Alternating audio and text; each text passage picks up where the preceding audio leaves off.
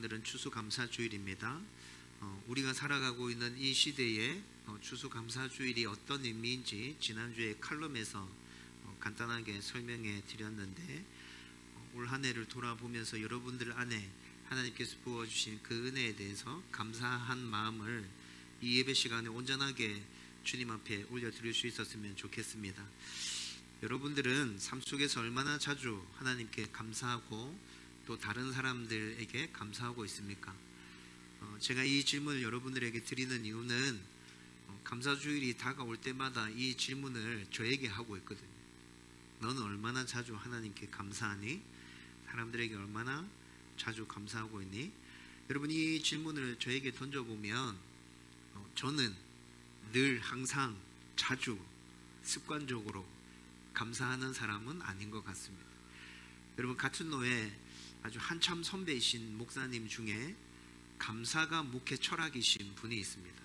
제가 이 목사님의 설교를 3번 들었거든요. 3번 다 감사가 주제였습니다. 이분이 하시는 얘기는 어떤 일이든지 사소한 일이라 할지라도, 또 그것이 좋은 일이든 나쁜 일이든 그 모든 것들 가운데서 감사의 제목을 찾아서 하나님 앞에 감사를 올려드려야 된다.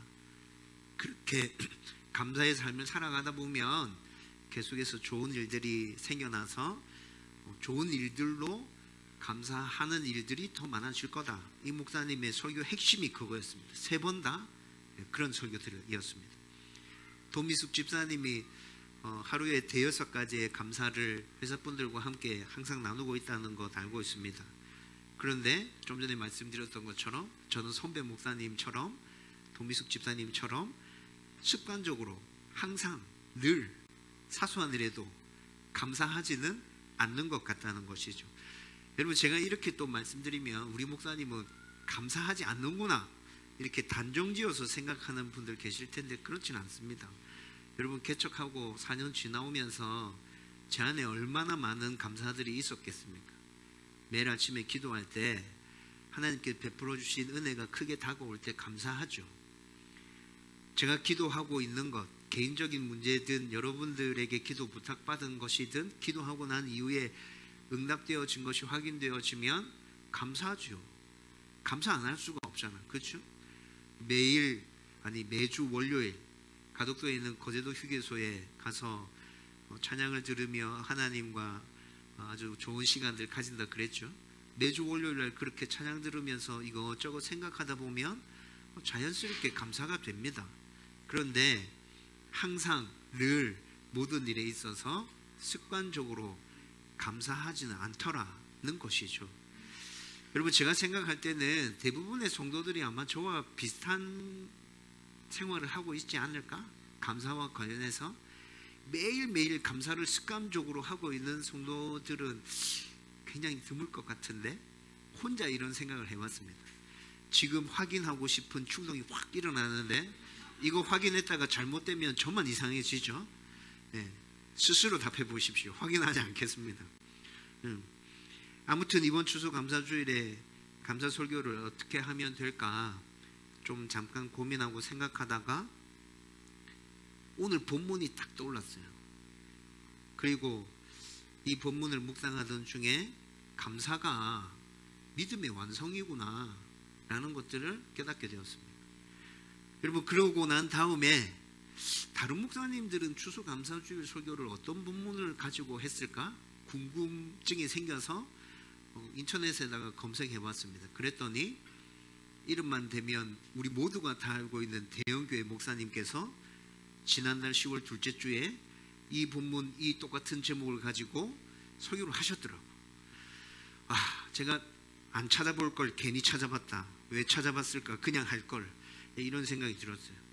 여러분, 본문도 똑같고 설교 제목도 똑같습니다. 그런데 저는 저의 연구와 저의 묵상을 가지고 또 제 나름대로의 설교 방법으로 여러분, 이 말씀을 가지고 감사가 믿음의 완성임을 여러분들과 함께 나누려고 합니다.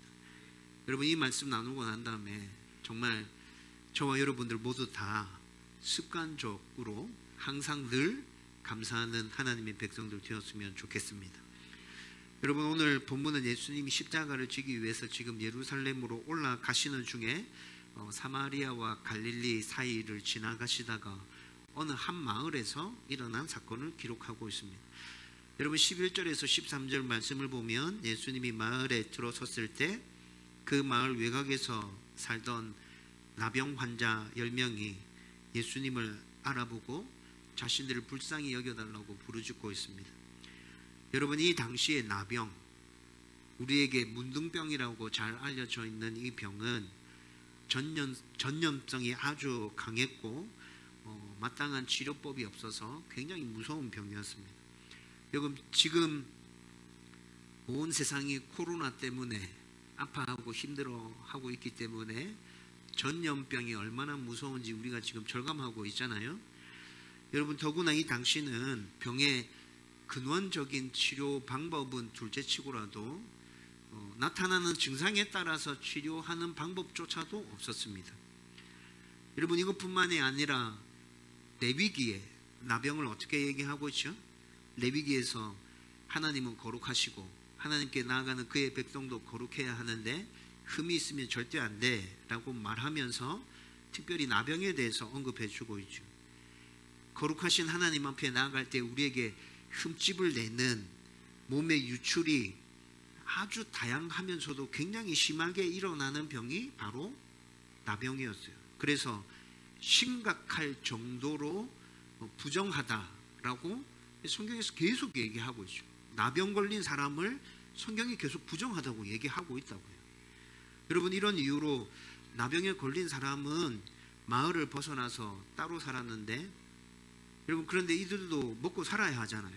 병에 걸렸으니까 더 이상 일은 할 수 없을 테고 동양에서 먹고 살았을 텐데 먹고 살려고 하면 마을에서 굉장히 멀리 벗어나 있으면은 그것도 굉장히 힘들죠. 마을 근처에 따로 격리된 장소에 이들이 모여 살고 있었다고. 여러분 그리고 이들이 마을로 들어올 때는 이들과 접촉한 모든 사람들이 다 부정하다고 성경이 얘기하고 있잖아요. 그래서 접촉을 막기 위해서 이들은 부정하다 부정하다 다니는 곳마다 이렇게 외치면서 다녀야 했었습니다.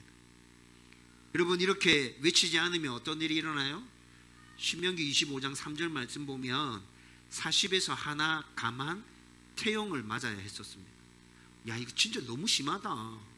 병 들어가지고 그렇게 아파 죽어가는 사람한테 치료법도 없어가지고 가족들이랑 분리되어지고 사람들이랑 떨어져서 격리된 생활을 하는 사람들한테 몇 대만 때려도 죽을 것 같은 그 사람들한테 40에 하나 감한 39대의 태형, 우리식으로 얘기하면 39대의 곤장.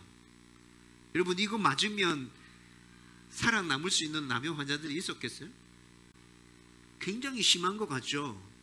여러분 그런데 이 환자들 때문에 생기는 사회적인 영적인 피해들을 감안해 본다면 구약시대 때 이스라엘 백성들 안에 이들에게 내려진 이런 처벌은 또 한편에서 생각해 보면 어쩔 수 없는 거였어요.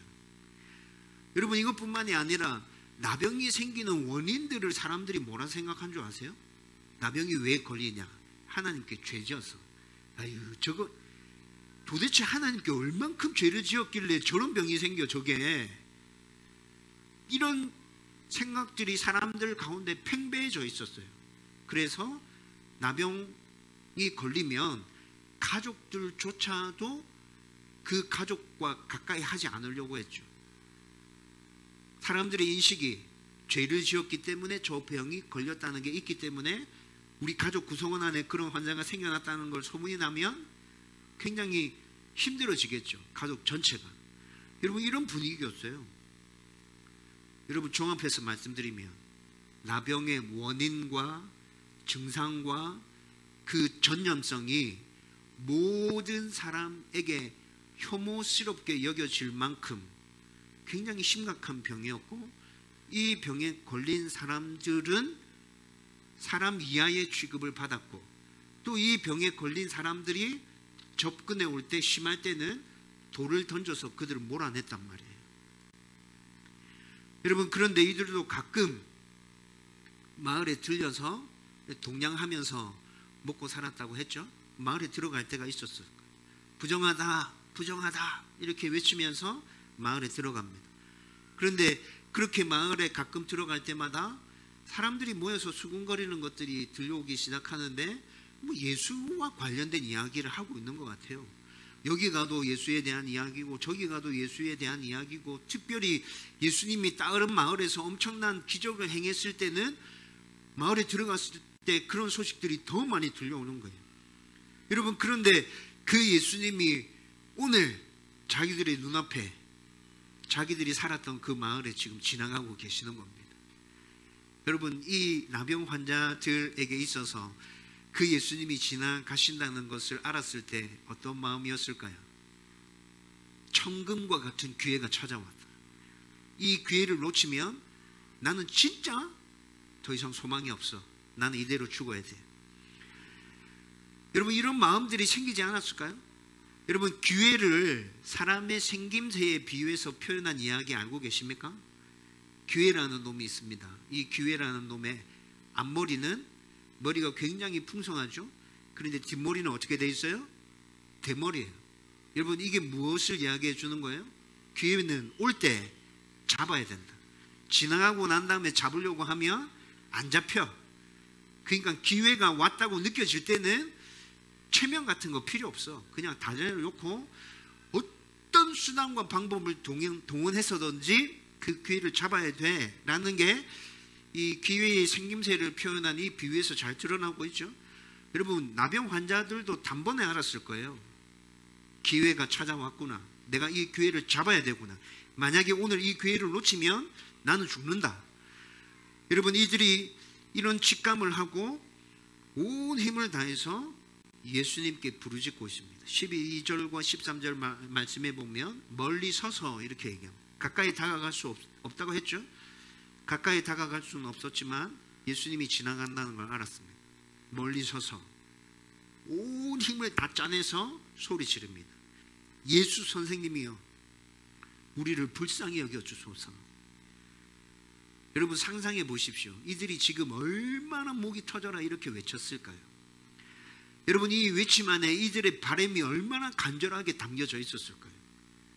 여러분, 이들의 외침을 듣는 사람이면 누구나 다 굉장히 간절한 바람이 저 외침 가운데 포함되어 있구나라는 걸 다 느낄 수 있었을 거예요. 목이 찢어져라 정말 외쳤을 겁니다.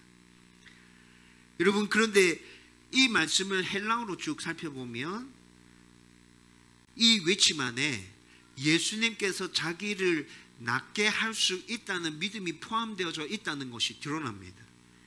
여러분, 두 가지 정도로 살펴볼 수 있는데, 먼저 첫 번째로 이 믿음이 어떻게 드러나요? 이들이 예수님을 어떻게 호칭하고 있냐면 선생님이요 이렇게 호칭하고 있어요. 여러분, 그런데 이 호칭은 우리가 지금까지 믿음을 가지고 있었던 사람들이 예수님을 호칭한 것과는 좀 다르죠. 그것과 비교해 볼 때 언뜻 드는 생각은 이 호칭 안에 예수님에 대한 믿음이 포함되어져 있다고 이런 생각이 들 수 있어요. 그런데 이 선생님이요 라는 이 단어는 누가복음에서만 사용되어진 단어입니다. 다른 곳에서 선생님이라고 사용된 단어는 이 단어와 똑같은 단어가 아니에요. 그러면 누가복음에서만 사용된 이 단어 안에 어떤 의미가 포함되어 있는 거예요? 가르치는 자, 단순히 이런 의미만 포함되어 있는 게 아니라 그의 가운데서 하나님의 권위가 나타날 때, 하나님께서 부여해 주신 권위와 그 놀라운 능력이 나타날 때 선생님이여 라는 이 단어를 사용했던 것이라고. 여러분, 그런데 예수님께 지금 이 단어를 붙여서 예수님을 불러 세우고 있습니다. 어떤 말입니까? 우리가 소문 들어서 알고 있어요. 예수님께서 하셨던 일 우리도 들어봤어요. 그런데 그 이야기를 들어볼 때 예수님께는 하나님께서 주신 가르침의 권위가 있었어요. 소문으로만 들었는데 그게 느껴졌어요. 예수님이 행했던 기적을 우리가 들었어요. 그런데 그 기적을 들어보니까 예수님께서 행했던 그 기적 안에서 하나님의 능력이 느껴졌어요. 이야기로만 들었는데 우리가 그걸 다 느끼고 있었어요. 예수님이 그런 분이라는 걸 우리는 믿어요 라는 의미가 이 한 단어 안에, 이 호칭 안에 다 담겨 있다는 것입니다. 여러분, 이것뿐만이 아니라 14절 말씀에 보면 이들의 간절한 외침을 듣고 예수님께서 말씀하십니다. 가서 제사장들에게 너희 몸을 보이라. 이렇게 말씀하시죠. 선생님이여 우리를 불쌍히 여기소서 이렇게 외쳤더니 예수님께서 멀리서 그들의 외침을 듣고 가서 제사장들에게 너희 몸을 보여 이렇게 얘기하시는 거예요. 나병은 앞서 설명한 대로 하나님께 죄를 범해서 걸린 것이라는 인식이 있었고 또 영적인 부분에서 부정한 병이었기 때문에 이 당시 나병이 걸린 사람들은 의사에게 가서 확인받는 게 아니라 대제사장, 제사장에게 가서 이 병이 나았음을 확인받아야 했었습니다. 여러분 그런데 병과 관련해서 예수님께서 지금 병이 나아라 이렇게 선포하셨습니까? 병이 낫기 위한 어떤 조치를 지금 취하신 건가요? 그런 거 전혀 없어요. 그런 거 전혀 없이 그냥 이들의 외침을 듣고 예수님께서 말씀하십니다. 제사장에게 가서 니네들의 몸을 보여. 여러분 저는 이 대목에서 나병이 낫기를 기대하면서 엘리사를 찾아갔던 나아만 장군이 생각났습니다. 여러분 나아만 장군이 나병에 걸렸죠. 자기 몸종의 이야기를 듣고 엘리사를 찾아가면 나을 수 있겠다는 생각이 들었습니다. 엘리사 찾아갔습니다. 엘리사 찾아갔을 때 엘리사가 문 밖에 나와보지도 않고 요단강에 가서 7번 씻어라. 그러면 낫는다. 끝. 나아만 장군이 어떻게 반응했죠? 이런 괘씸한 놈을 봤나.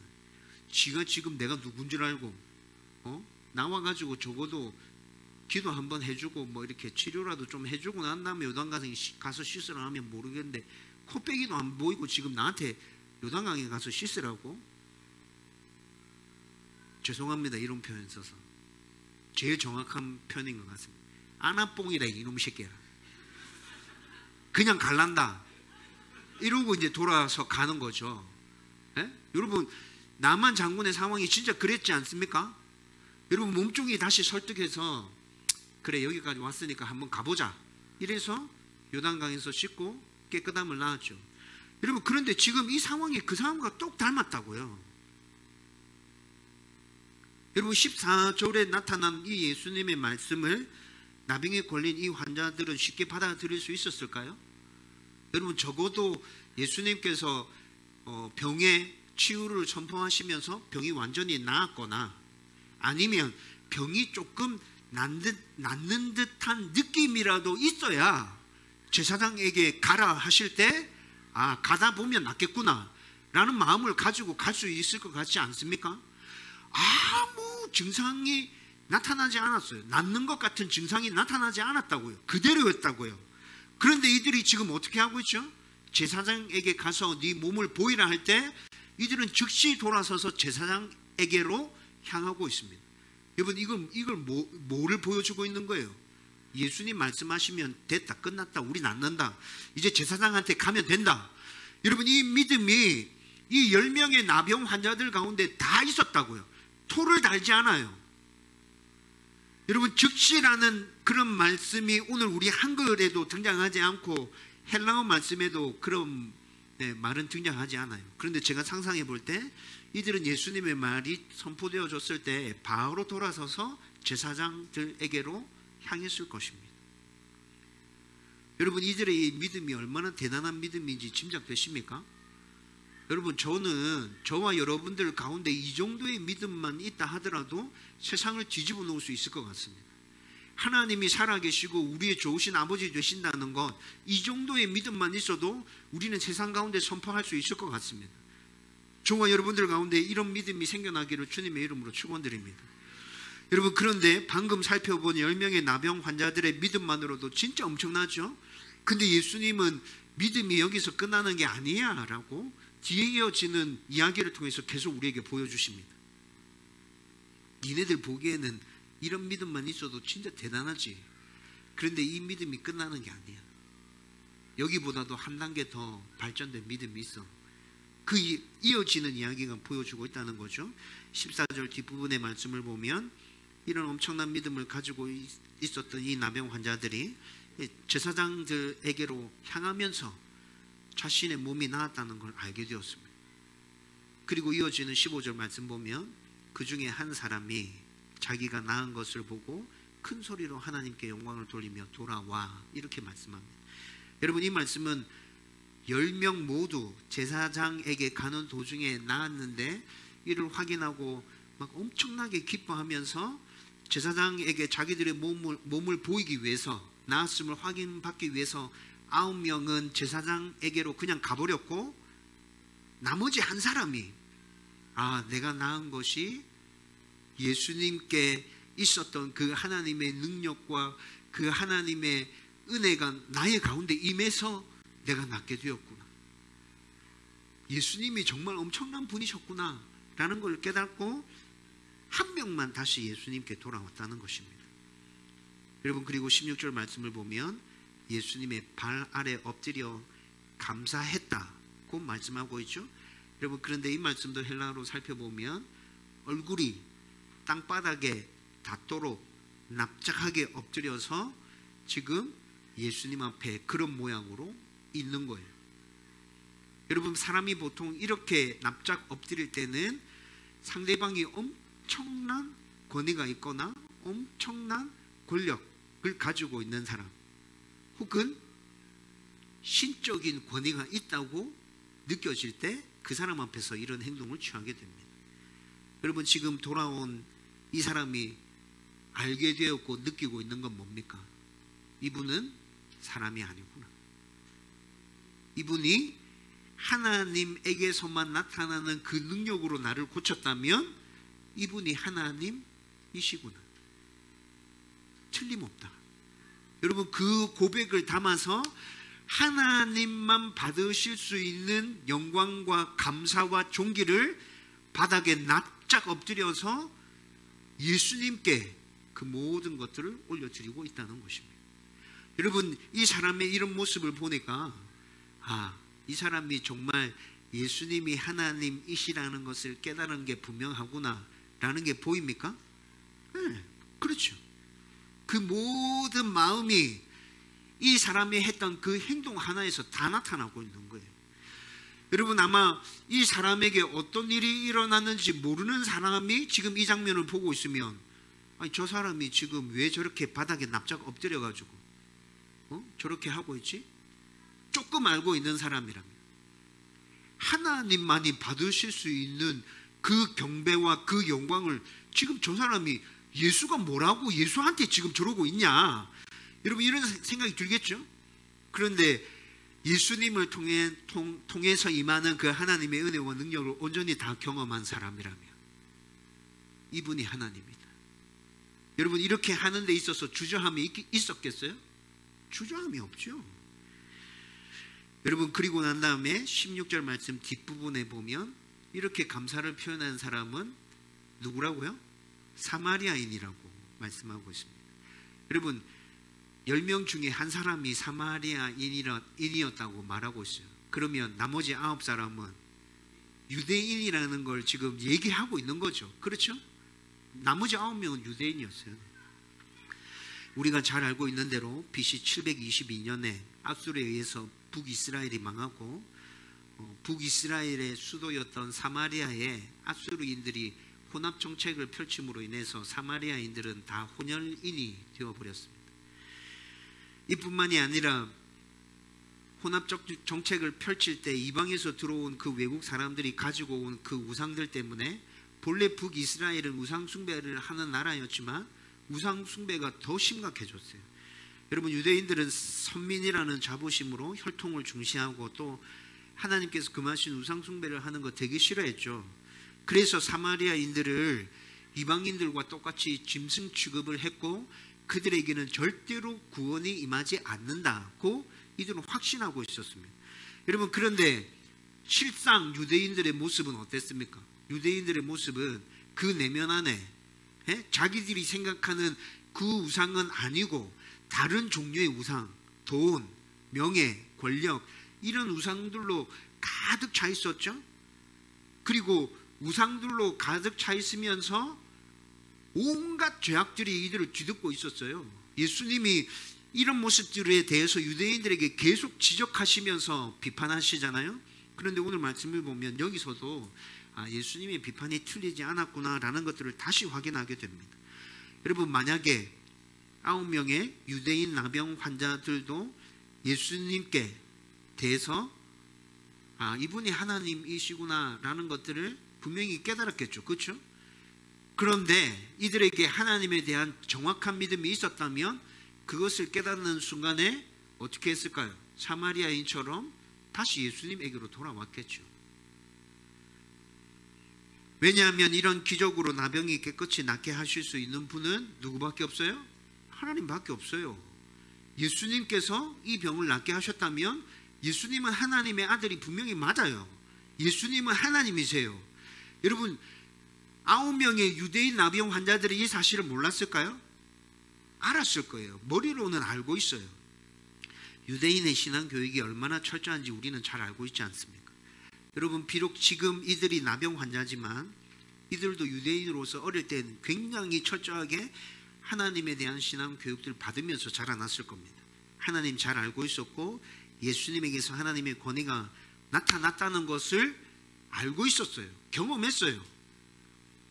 그래서 병이 전혀 낫지 않은 상황에서도 예수님이 제사장에게로 가라 말씀하실 때 이분이면 낫게 하실 수 있다라는 믿음을 가지고 제사장에게로 향했잖아요. 그런데 실제로 하나님의 은혜와 능력을 경험하고 난 후에는 예수님이 하나님이심을 경험하고 난 후에는 어떻게 해요? 자기 갈 길을 가버려요. 이들의 이런 모습을 보면 앞서 살펴본 믿음은 정말 대단한 믿음이었지만 이들에게는 뭔가 부족한 게 있구나라는 게 확인되어지죠. 예수님께서도 이들의 믿음에서 뭔가 부족한 부분이 있다고 말씀하시는 듯 17절과 18절 말씀에 보면 책망하시는 것 같습니다. 여러분, 먼저 17절 말씀에 보면 다 깨끗함을 받지 않았느냐, 왜 너 혼자만 돌아왔지? 예수님께서 지금 이렇게 묻고 계십니다.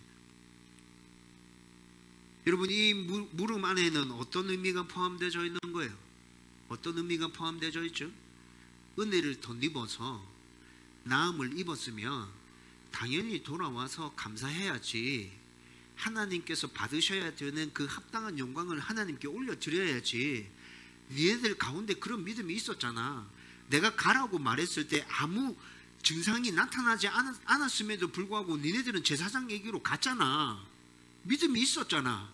그러면 하나님의 능력이 나타났으면 하나님께 감사해야지.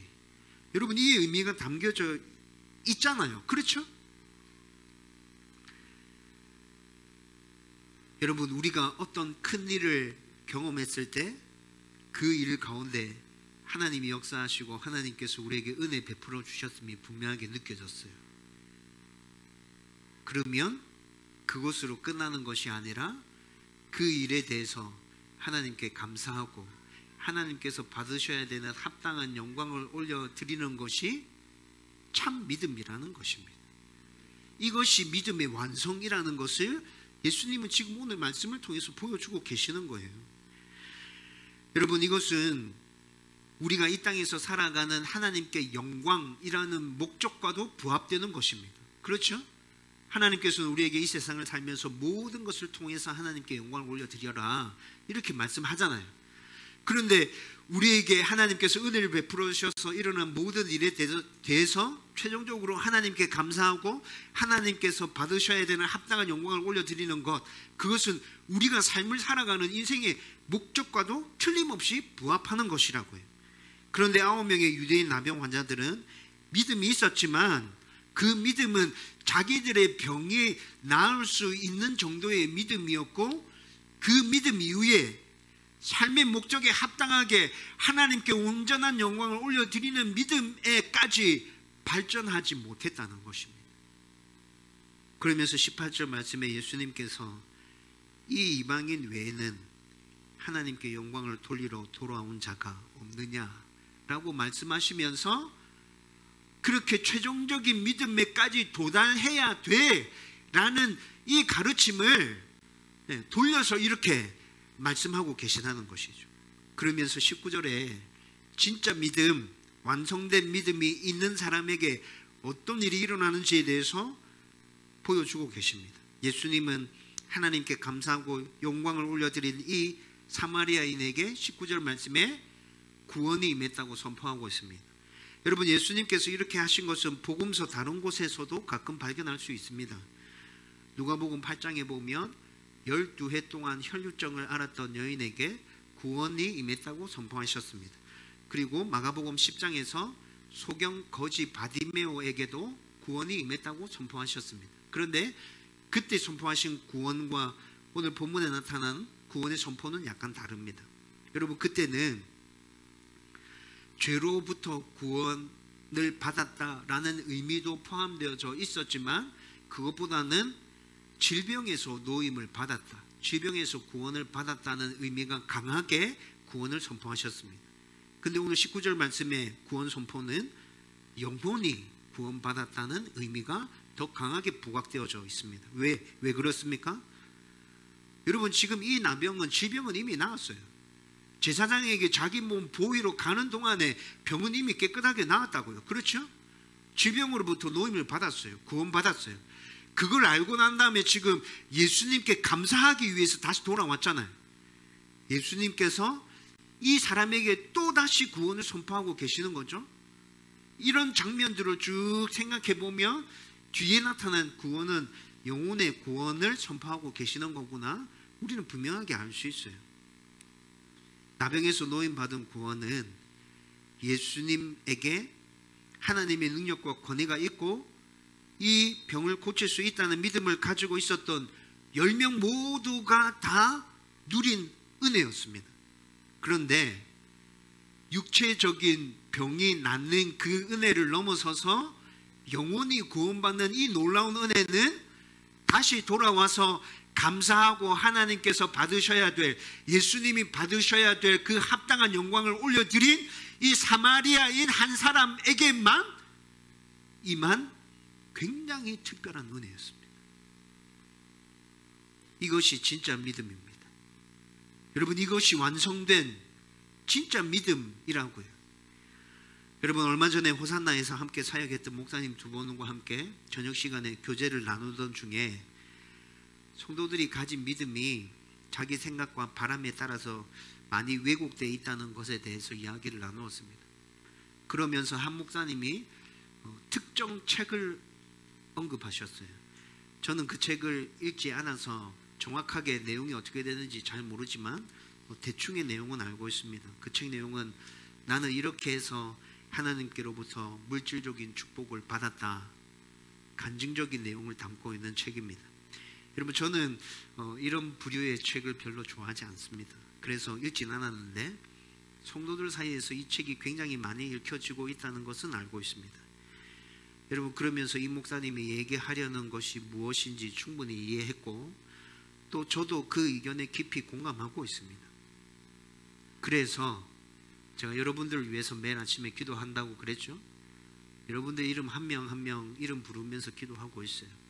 그런데 그 기도, 여러분들을 위한 기도, 항상 첫 번째는 성경을 통해서 하나님을 제대로 알게 하여 주옵소서. 성경을 통해서 알은 그 하나님을 삶 속에서 깊이 경험하게 해 주옵소서. 그래서 하나님에 대한 올바른 믿음을 가진 성도들 다 되게 해 주십시오. 여러분들을 향한 제 첫 번째 기도입니다. 여러분, 저는 이 기도를 바꾸고 싶은 생각이 없습니다. 여러분들 가운데 아무리 큰일이 일어난다 할지라도 저는 이 기도 제목을 바꾸지 않을 겁니다. 여러분들 가운데 분명한 믿음이 생겨난다면 힘들고 어려운 일들이 생겨날 때 여러분들 스스로 헤쳐나갈 수 있게 될 겁니다. 저는 그런 일들을 기대하고 소망합니다. 누군가의 도움을 받아서 그 일들을 헤쳐나가는 게 아니라 굳건한 믿음 가운데 서서 진짜 믿음, 완성된 믿음을 가지고 우리 성도들 한 명 한 명이 모두 다 이 땅 가운데서 하나님의 영광을 드러내면서 그렇게 살았으면 좋겠어요. 제 마음에 있는 간절한 소망이라고요. 아주 냉정하게 각자 자기의 믿음을 한번 평가해 보십시오. 여러분들의 믿음의 수준이 어느 정도 되어 있습니까? 성경과는 상관없이 내 생각과 내 바람이 만들어낸 그 하나님을 여러분 믿고 계십니까? 여러분, 이런 성도들 진짜 많습니다. 진짜 많아요. 방금 살펴본 것처럼 10명의 나병 환자, 예수님이면 나의 모든 문제를 해결할 수 있겠구나 라는 분명한 믿음을 가지고 있습니까? 여러분, 이 믿음 정말 대단한 믿음이라고 말씀드렸죠? 정말 여러분들이 이런 믿음 확실했으면 좋겠어요. 그런데 여러분, 이 믿음 가운데서 머물지는 마십시다. 지금 저와 여러분들 가운데 이런 믿음이 있다면 하나님께 감사하면서 완성된 믿음을 향해서 몸부림치면서 나아가 보십시다. 그 완성된 믿음이 뭐라고요? 나에게 어떤 일이 일어나든지 하나님께 영광 올려드리고 감사를 올려드리며 하나님이 나의 주인이심을 고백하는 그 믿음. 여러분, 이 믿음이 우리 안에 있다면 우리 삶 가운데서 하나님 역사하시는 놀라운 일들이 오늘 이 시대 가운데서 계속 일어나게 될 것입니다. 여러분, 이런 믿음을 가지는 것은 신앙의 연수와 신앙적인 혈통과 봉사의 연수, 봉사의 양, 이런 것들과는 전혀 상관이 없는 것임을 오늘 말씀을 통해서 확인했어요. 9명의 환자는 유대인이었고 1명의 환자가 사마리아인이었는데 그 사마리아인이 주께 돌아와서 합당한 영광을, 감사를 올려드리고 있잖아요. 여러분, 그런 거 상관없어요. 여러분들의 마음이 어떻느냐, 하나님을 어떻게 사랑하고 있느냐, 말씀을 붙들고 어떻게 몸부림치고 있느냐, 이런 게 중요하다고요. 그리고 또 하루아침에 완성된 믿음이 우리 안에 이루어지는 것도 아닙니다. 말씀을 붙들고 한 단계씩 계단을 오르는 것과 같은 훈련을 통과해야 이런 믿음을 가질 수 있게 되는 거라고. 그래서 제가 몸부림이라는 단어를 그렇게 좋아하고 여러분들에게 계속 말하는 것이에요. 처음에는 예수님이 나의 구원자라는 이 믿음에서부터 출발해서 그 다음은 예수님이 나의 모든 문제를 해결해 주실 수 있구나. 여러분, 그 다음은 어떤 믿음까지 나아갑니까? 내 삶에 어떤 일이 일어나더라도 하나님이 나의 주인이셔, 예수님이 나의 구원자야, 나에게 반드시 좋은 것 허락해 주셔. 여러분, 이 믿음에까지 나아가서 하나님 앞에 온전한 영광과 감사를 올려드리는 거기까지 우리는 성장해 가야 한다고요. 우리의 믿음이 감사와 하나님께 올려드리는 영광으로 완성되기를 소망하면서 날마다 우리 삶 가운데 몸부림치는 성도님들 되기를 주님의 이름으로 축원드립니다. 이제 말씀을 정리하려고 합니다.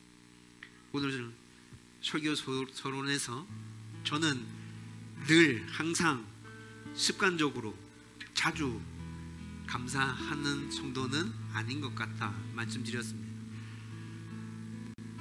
여러분, 오늘 이 설교를 준비하고 계속 묵상하던 중에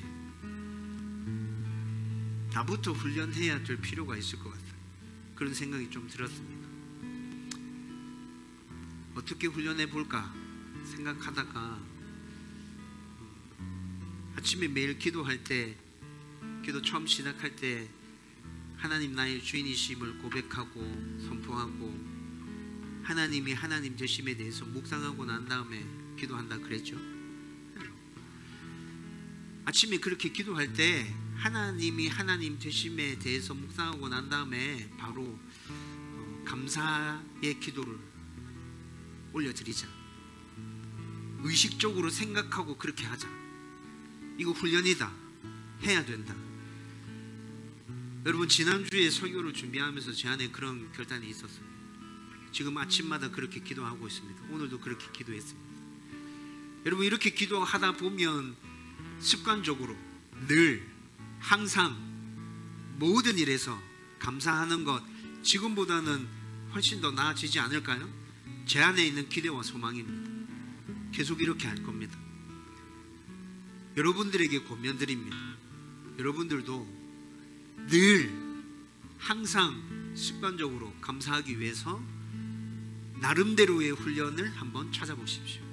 이렇게 훈련해야겠다. 잘 되지 않는다 하더라도 포기하지 않고 계속 이렇게 해봐야겠다.